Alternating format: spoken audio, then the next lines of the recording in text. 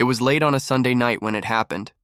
The kind of night when the house is quiet, the world is still, and all you want is the comfort of the person you married. My wife and I had been drifting apart for months.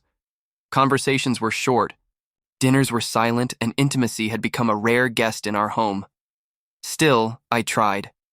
That night, I reached for her hand, just a simple gesture of closeness. She pulled away like I was a stranger and muttered sharply, "Don't touch me." Those 3 words cut deeper than any knife. It wasn't just about her hand, it was about the message. I was unwanted, dismissed, and disrespected in my own marriage. I lay awake beside her, staring at the ceiling, realizing the woman I had once loved so fiercely now looked at me with contempt. As the hours passed, something shifted in me. I stopped feeling sad and started feeling cold. The pain hardened into resolve. If she didn't want me to touch her, then she would never touch my money, my life, or my future again. By morning, she would see exactly what that meant. I slipped quietly out of bed while she slept. In the office downstairs, I opened my safe and pulled out the folder I had been building for months. Bank statements, property deeds, investment accounts, all secured under my name. Over time, I had quietly moved most of our assets out of reach, sensing that our marriage was circling the drain. By sunrise, I had canceled her credit cards, frozen the joint accounts, and transferred what was legally mine into a private account.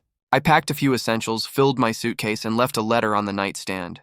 It read, "You told me not to touch you. I won't. But I also won't let you touch my life anymore. The accounts are closed, the marriage is over, and the papers are already filed. Enjoy the silence you wanted."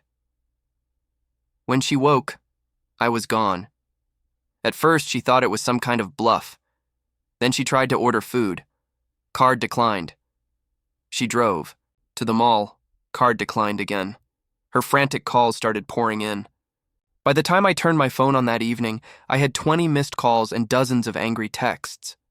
Her rage turned to panic when she realized I wasn't bluffing. She screamed that I was cruel, controlling, overreacting to her words. But she didn't understand.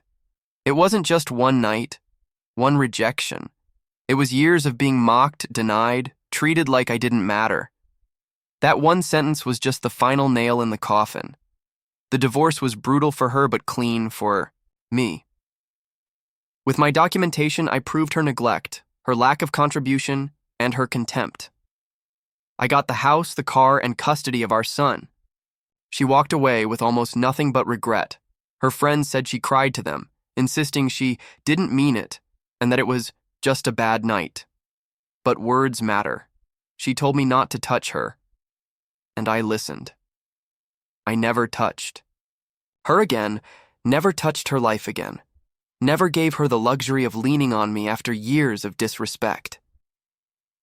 Today, she lives in a small rented apartment, working 2 jobs just to survive.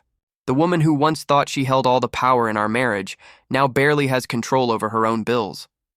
Whenever we cross paths during custody exchanges, she looks at me with hollow eyes, frozen in the reality she created.